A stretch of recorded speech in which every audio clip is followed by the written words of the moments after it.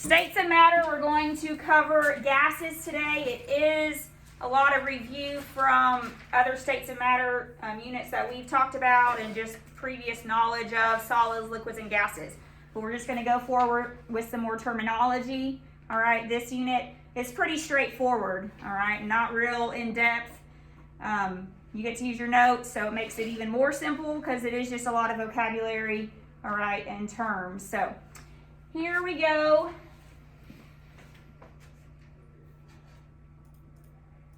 Gases, first of all. So, state of matter. There are two things that help determine what chemical and physical properties a substance is going to have.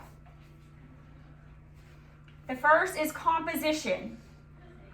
That's basically just what atoms make up the substance. What is the matter composed of?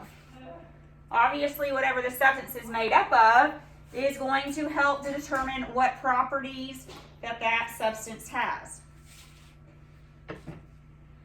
Structure is also a huge part, and that is just telling you how the atoms are arranged. Okay, so that's why we did Lewis structures, in order to see how these atoms are going to be arranged, because we know based on the polarity of the molecule, it will determine different things, how reactive, how the substance is going to have a low or high boiling point, all right, which will then lead you to know different properties of that substance. So composition and structure are what help determine the chemical and physical properties of a substance.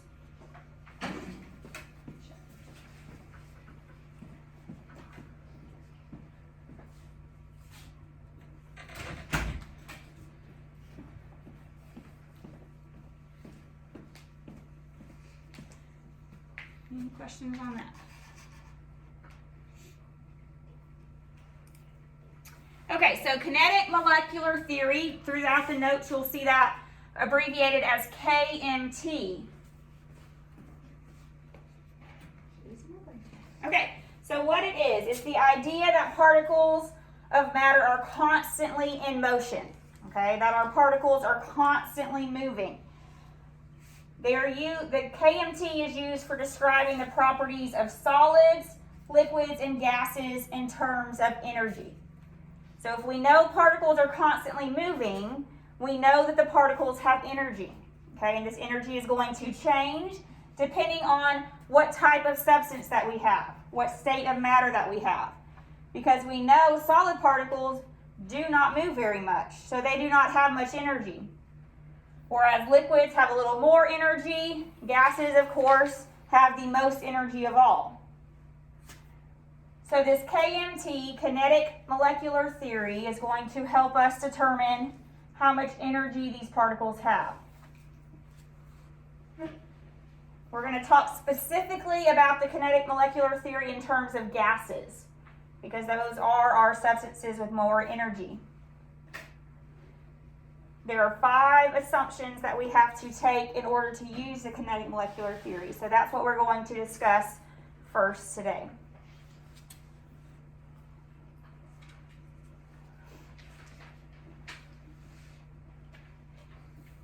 Don't get too bogged down in these assumptions, okay? You do need to understand them and what they mean. But I'm not going to have you have to recall all 5 assumptions, okay? You'll just have to understand kind of how they would apply to a gas.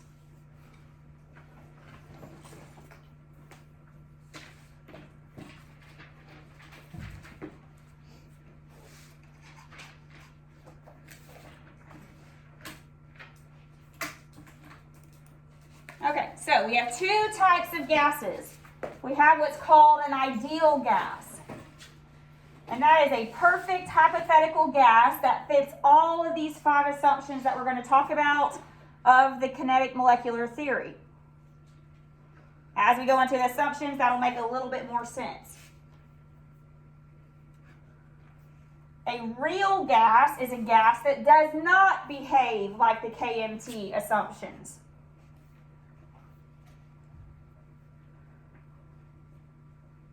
This will make more sense when we actually talk about the KMT assumptions, which is next, okay? But there are 2 different types of gases, an ideal gas what we'll find is that an ideal gas does not have any attraction to another gas particles, whereas a real gas does. That's the one main difference between the two.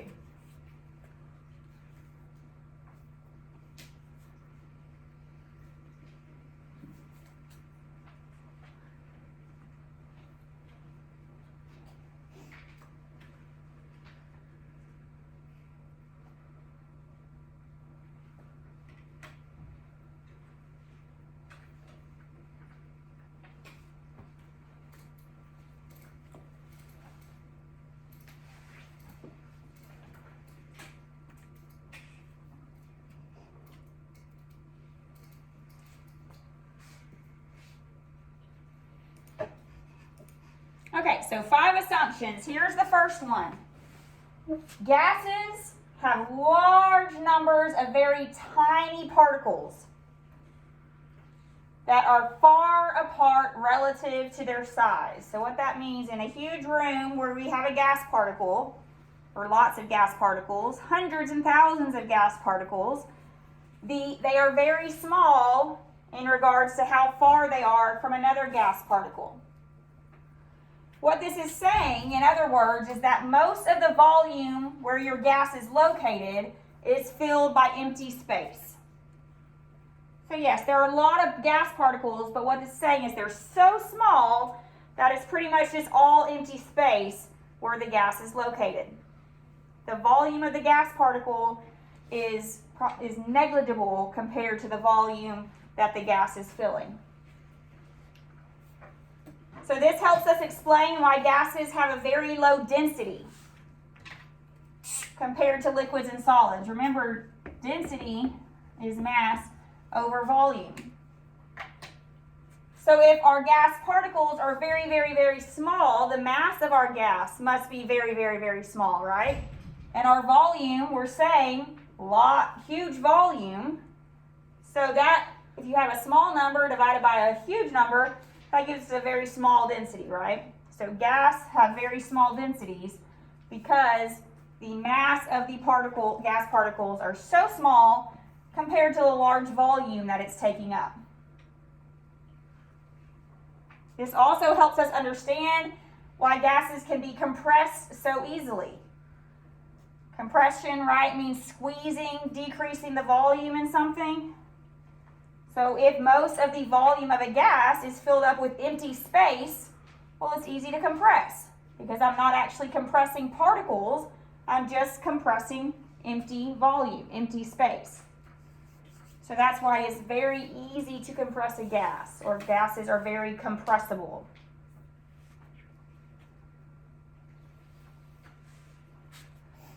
Any questions on this assumption? So gases are mostly filled with empty space. They are very tiny particles compared to the size or the volume of the space that they're filling.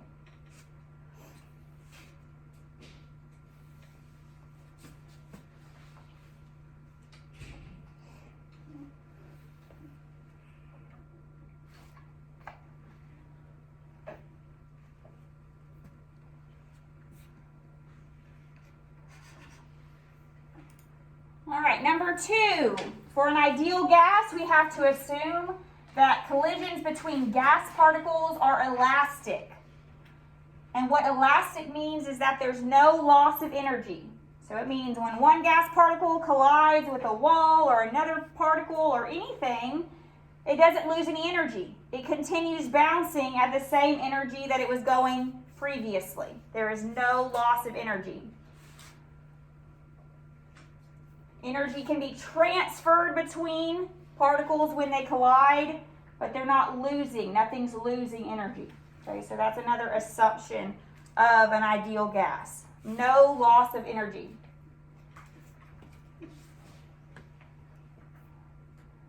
Three, particles are in continuous rapid motion, and therefore they have kinetic energy.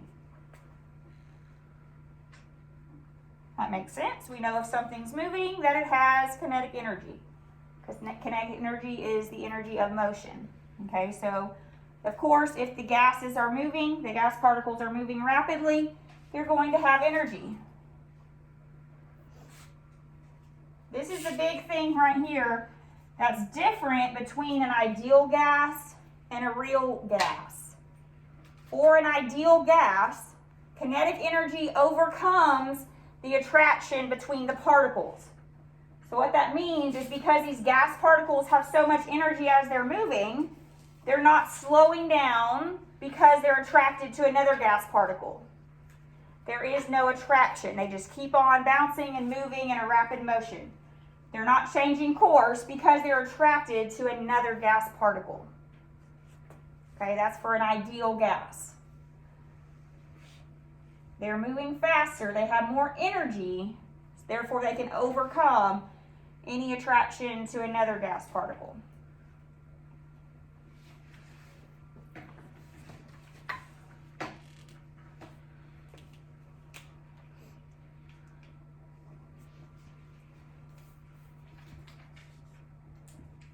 Number 4 is a big one. There are no forces of attraction or repulsion between particles. That kind of led us from number 3.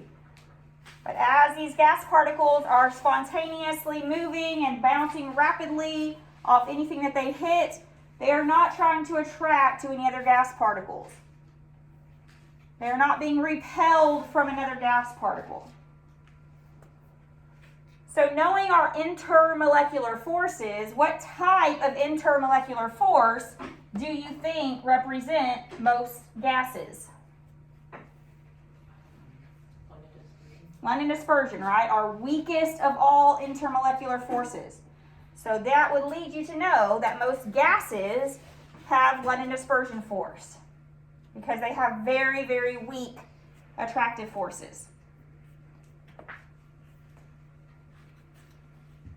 That's why, remember, LDF was noble gases.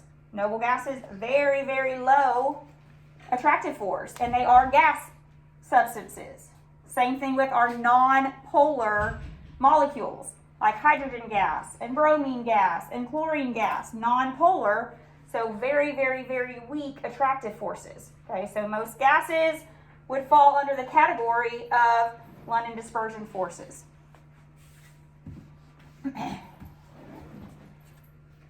Any questions on 2, 3, or 4? One more assumption here is that the temperature of a gas is dependent on the kinetic energy of the gas. So when I'm trying to measure the energy of a gas, what I'm really measuring is the temperature of that substance. The temperature tells me how much energy these particles have, how fast these particles are moving. Our formula for kinetic energy is equal to 1/2 mv squared. That's the kinetic energy formula for anything in motion, where m is your mass and v is your velocity.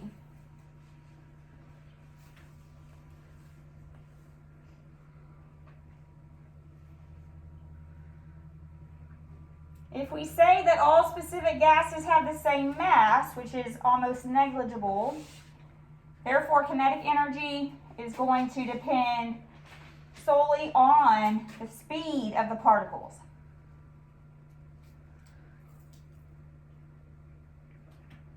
Which therefore depend on the temperature. The higher the temperature, the more velocity and therefore the more energy those particles are going to have. You slow down those particles, remove energy from the system, well then your temperature is going down, right? As we're freezing, let's say, taking water from liquid water to frozen water.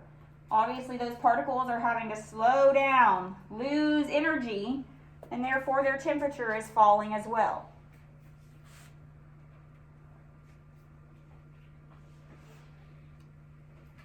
If all gas is at room temperature, so if we exhibit and see different gases at room temperature, so the same temperature, and therefore they're going to have the same kinetic energy because we said kinetic energy is dependent on temperature. Therefore, gases with different masses are going to have different speeds. So that should make sense. If we're saying that kinetic energy is the same for gases at room temperature, then if you change the mass, you're going to have to change the velocity to hold your kinetic energy constant. We will not be doing calculations with this, okay? We're just need to understand the ideas behind it. We will not be calculating kinetic energy. Just know how it's affected by the changes in mass and velocity.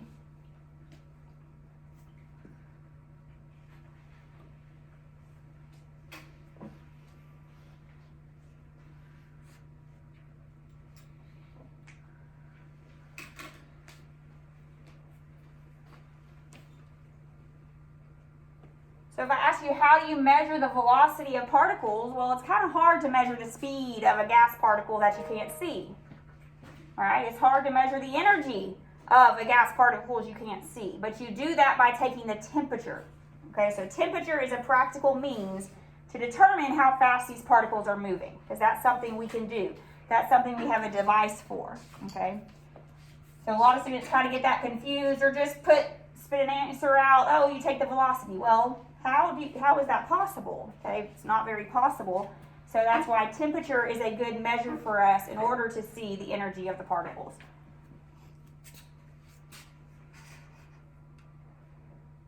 Any questions? Oh, that's kind of random location. All right, a couple more things to know about the nature of gases, or properties of gases, we could say. Gases have expansion, meaning they're going to fill their container.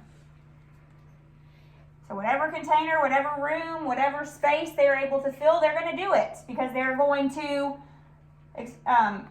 assumption 3 tells us they're going to move in continuous rapid motion. So they are going to continue to move until they collide into whatever surface that they come into. That's why they spread out and take up any volume that they're able to.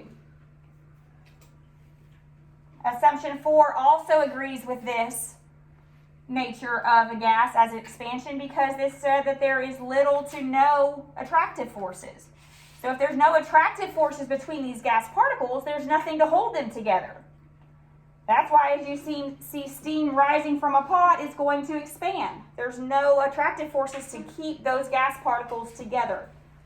Okay, so 3 and 4 assumptions explain the property of expansion.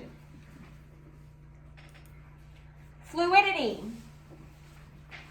Fluidity, you all commonly hear of liquids as being fluid, but this also belongs to gases as well. Gases are fluid because they have the ability to pass through one another and flow around one another.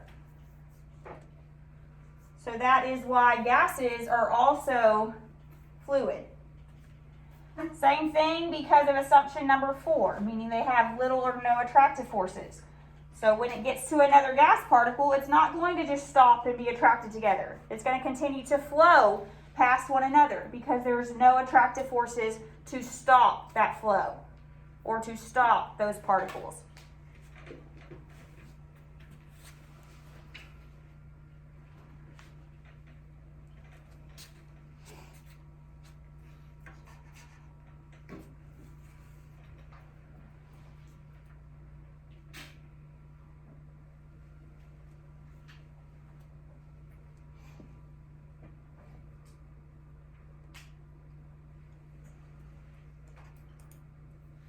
Gases, we talked about this a second ago, have low density. This is because we know density is mass over volume. So based on assumption 1, because our mass of our gas particles are so small in regards to the space that it's taking up, the volume that it's taking up, therefore its density is very, very low because there's a lot of empty volume within the gas. Particles are spread farther out than those of solids and liquids. So they have the lowest density of all.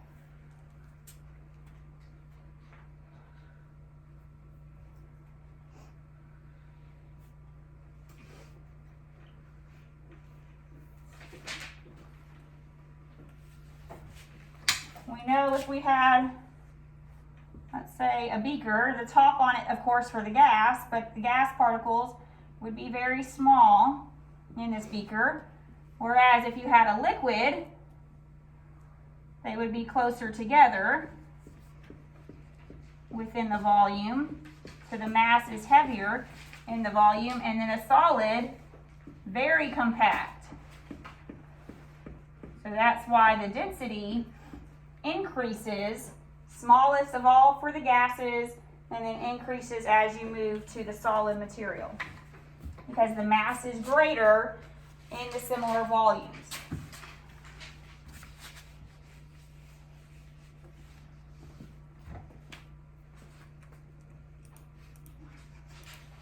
Compressibility, talked about this throughout the assumptions, but gas particles are very easy to compress. They're initially very far apart with lots of open volume around them.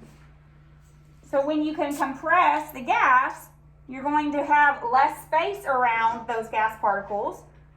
The particles are going to have to be forced to get closer together, but it's possible very easily to compress a gas because there is so much open volume that you can compress and squeeze out that open air. This also comes from assumption number 1, just saying that the gas particles are far apart. Lots of open space, and so therefore you can compress the gas to get rid of that open space. The gas particles, yes, will become closer together, but it's still possible and easy to do compared to other states of matter that we will discuss later.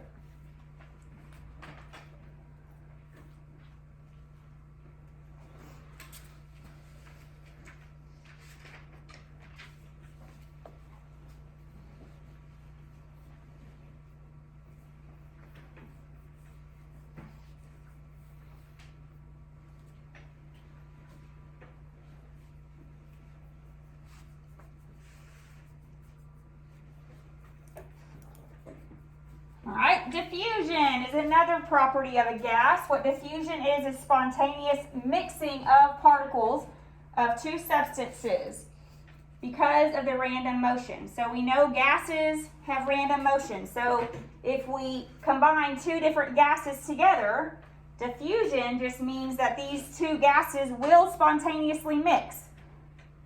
If I put two gases, hydrogen gas and oxygen gas, let's say in this room, they are not going to act, like there's a wall up and not cross. Diffusion means that the two substances will spontaneously mix. They're not going to pretend like they cannot touch each other or they cannot flow past each other. Okay, that's diffusion.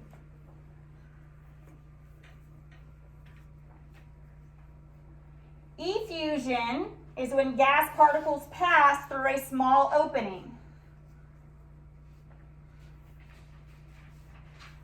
So what that means, if I have, let's say, a Coke can, and I stab a little hole in that Coke can, at the top, the liquid's not necessarily going to flow out at first, but what's going to come out? Carbonation, air bubbles, right? The gas will escape even through a small hole because of that random motion. At some point, it's going to find the hole and escape, okay, through a very small opening, and that is effusion. These two can be easily confused just because the words are so close, but diffusion is just mixing of the gases because of the random motion, and effusion through a small opening.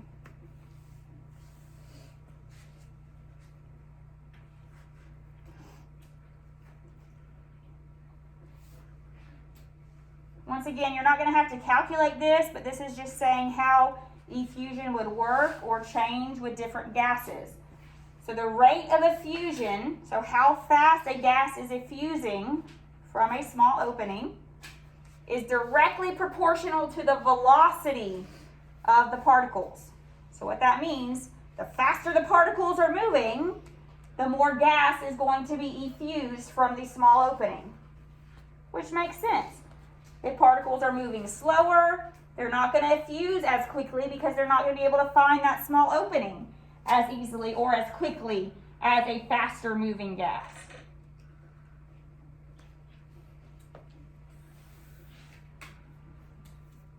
this one gets students sometimes, but just think of what's going on here.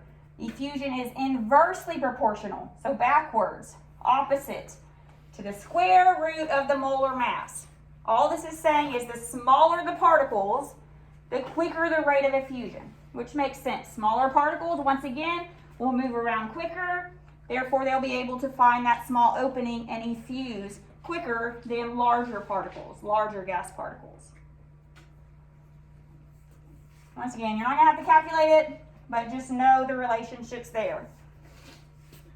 Larger molar mass, slower to effuse. Okay, it cannot move as quickly, so it cannot find the small opening. All right, so just think logic. Most of these are just logical thinking here, right? A larger particle, harder to fit through a smaller hole, or is going to take longer to find that smaller hole to escape. Any questions on those two, diffusion or effusion? Okay, all gases have some degree of variation from ideal. Okay, so ideal again means all 5 of those assumptions are met. So no gases are perfect, okay? No gases meet every one of those criteria perfectly. So every gas is going to have some sort of variation from those 5 ideal assumptions. This is what we talked about here a few slides back. When does the kinetic molecular theory hold true? Meaning, when are all 5 of those assumptions met? It's usually for gases with no attraction, like those LDF or the noble gases. So when you have no attraction, noble gases, usually all 5 of those assumptions can be met perfectly, and then you have an ideal gas. The more polar you get of your substance, the more deviation you are going to get from an ideal gas.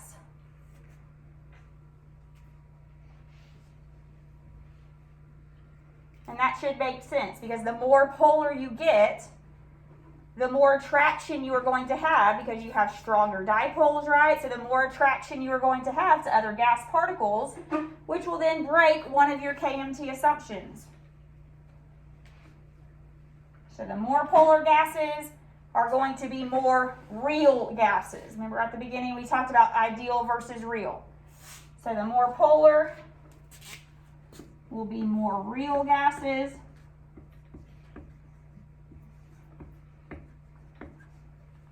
And nonpolar would be more like your ideal gas. Especially the noble gases.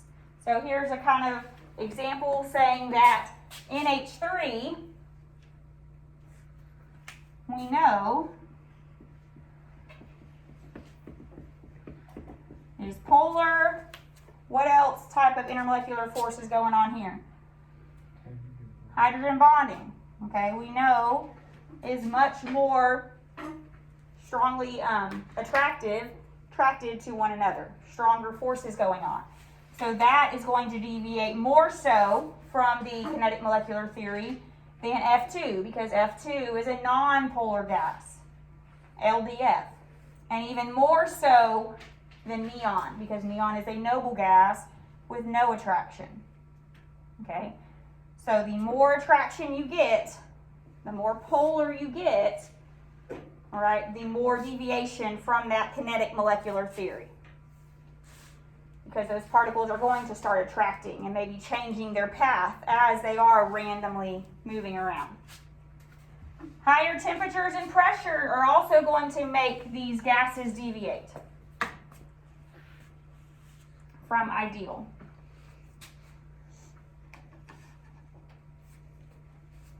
Any questions?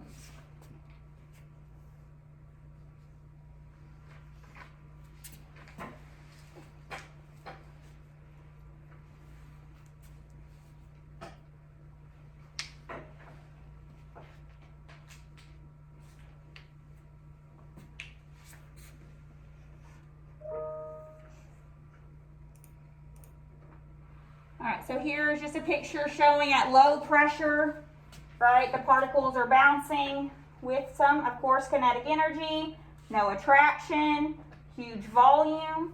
But as you decrease the volume, you do that by increasing the pressure on this gas. All right, it's possible because we just talked about gases are compressible, but our density is going to increase, right? Because now we have a smaller volume and more mass in that smaller volume. So our density increases, we get higher pressure, we get higher energy in our particles, right? Because they're colliding more often, so they're going to be moving faster, having a higher temperature. Okay, so these are all things you can relate between pressure, density, temperature. Okay, just got to think how these particles are reacting. So as you increase your pressure, you're decreasing your volume, right? Giving them smaller space to randomly move, but it's going to make the particles therefore move faster. Okay, so higher temperature, higher kinetic energy.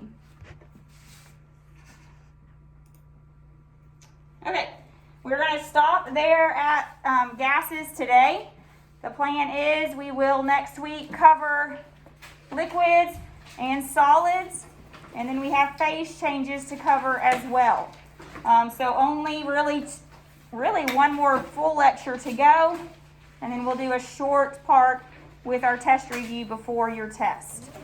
Today you're going to practice intermolecular forces, which is what we did Monday and Tuesday.